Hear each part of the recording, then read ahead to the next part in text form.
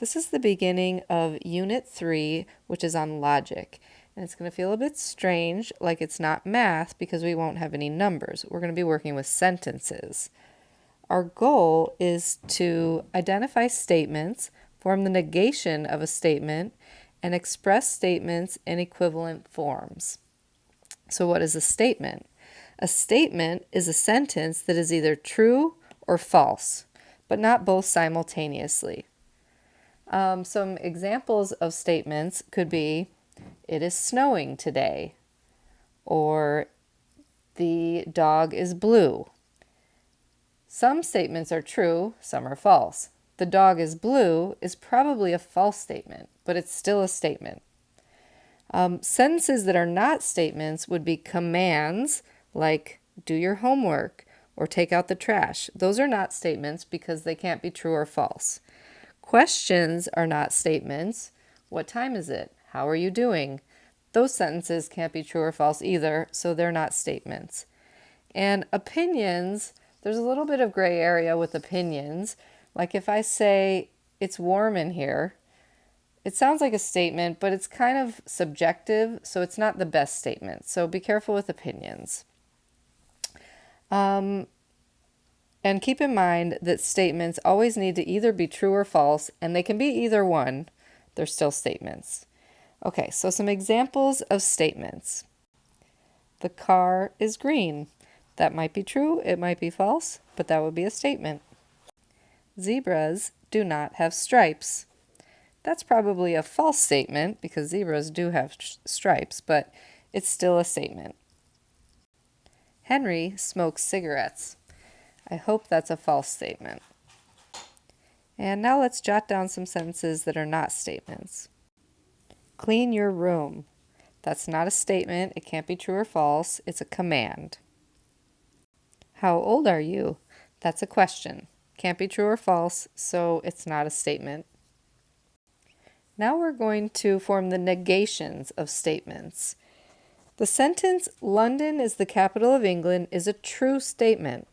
The negation of this statement, London is not the capital of England, is a false statement. The negation of a true statement is a false statement, and the negation of a false statement is a true statement. So we are going to negate statements by either putting the word not into the statement or taking the word not out. Also, we're going to be representing statements symbolically. If you notice before, when we wrote the statements, the car is green, zebras do not have stripes, and Henry smokes cigarettes, the car is green is P. Q is zebras do not have stripes, and R is Henry smokes cigarettes. P, Q, and R are the symbols that represent our simple statements. And when we negate them, we put a little squiggle in front of the letter or the symbol for the statement, and that represents the negation of the statement. So that squiggly P is read not P, or it's not true that P. Okay, so if I want to negate the statement P, the car is green, not P would be the car is not green. So all I did was put in the word not, and it changes the truth value. If the car really is green, the original statement would be true, and then the negation would be false. To negate Q, zebras do not have stripes, this time I'm going to take out the word not. So not Q would be zebras do have stripes. Or we could just say zebras have stripes. And the original statement in this case, zebras do not have stripes, was false. Now the negation is true. And the last one, Henry smokes cigarettes, which I really hope is false. We're going to change that to a true statement. Not R would be Henry does not smoke cigarettes. Now we're going to work with quantified statements. In English, we frequently encounter statements containing the words all, some, and no or none. These words are called quantifiers. A statement that contains one of these words is a quantified statement. Here are some examples. All poets are writers. Some people are bigots. No common colds are fatal. Some students do not work hard. Negating these statements is going to require a little more thought. It's not as simple as just putting in the word not or taking out the word not. Here's a diagram to help guide us a bit. Statements in the form all A are B will negate to the form some A are not B, and vice versa. And then a statement in the form some A are B negates to no A are B, and vice versa. So, for example, the negation of all poets are writers would be some poets are not writers. The negation of some people are bigots would be no people are bigots. The negation of no common colds are fatal would be some common colds are fatal. The negation of some students do not work hard would be all students do work hard. Okay, so let's do a few more examples where we actually write them out. Pause the video and try these on your own. See if you can negate these statements. And keep in mind, you're changing the truth value of each statement. So if the original statement is true, you're changing it to a false statement. If the original statement is false, you're changing it to a true statement. Okay, hopefully you had a chance to try these on your own. Let's do them together now. All students are wearing a hoodie. The negation would be some students are not wearing a hoodie. For the statement all students are wearing a hoodie to be false, you really only need one person to not be wearing a hoodie. So at least one student is not wearing a hoodie would also be the same, or it would also work as the negation. Some students are not wearing a hoodie would be equivalent to at least one student is not wearing a hoodie. The next one, some students are not paying attention. The negation would be all students are paying attention. Notice in the first example, we had a statement in the form all A are B, and the negation was in the form some A are not B. And in the second example, we had the reverse, a statement in the form some A are not B, the negation was in the form all A are B. All right, next one. Some students are blonde. The negation would be no students are blonde. So it was in the form some A are B, the negation was in the form no A are B. And the last one, no students are absent. The negation would be some students are absent. So the original statement was in the form no A are B, the negation is the form some A are B. And for the last part of this lesson, we are going to still work with quantified statements that start with all, some, or no, or some are not.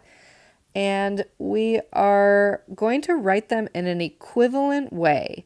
So we're going to reword them so that they have the same meaning. If they're true, they stay true. If they're false, they stay false.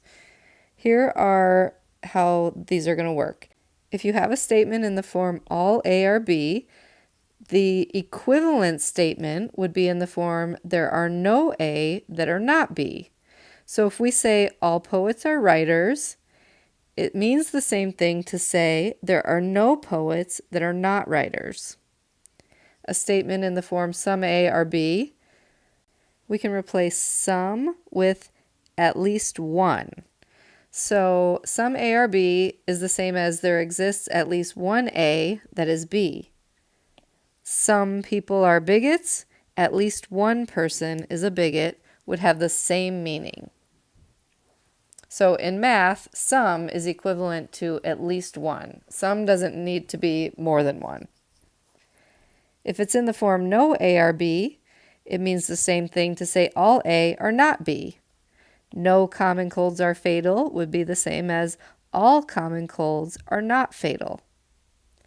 And if it's in the form some A are not B, you could say not all A are B. Some students do not work hard would be the same as not all students work hard. You could also say at least one student does not work hard.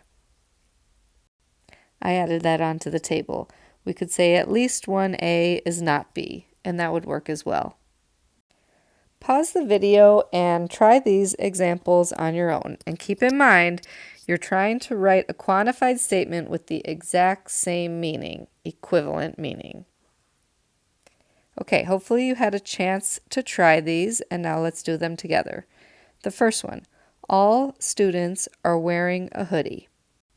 An equivalent statement would be, no students are not wearing a hoodie, or there are no students who are not wearing a hoodie. Some students are not paying attention. An equivalent statement would be, not all students are paying attention. You could also say, at least one student is not paying attention. That would work as well. Next one. Some students are blonde. An equivalent statement would be, at least one student is blonde. So we can replace some with at least one. Now, apparently some people think that there's an E on the end of blonde, but I Googled it and both are correct. Next one. No students are absent. An equivalent statement would be, all students are not absent. Now, we might be inclined to change absent to present. All students are present, but we don't want to change keywords. We just want to change those connecting words. But words like absent, we're going to keep absent and just make it all students are not absent.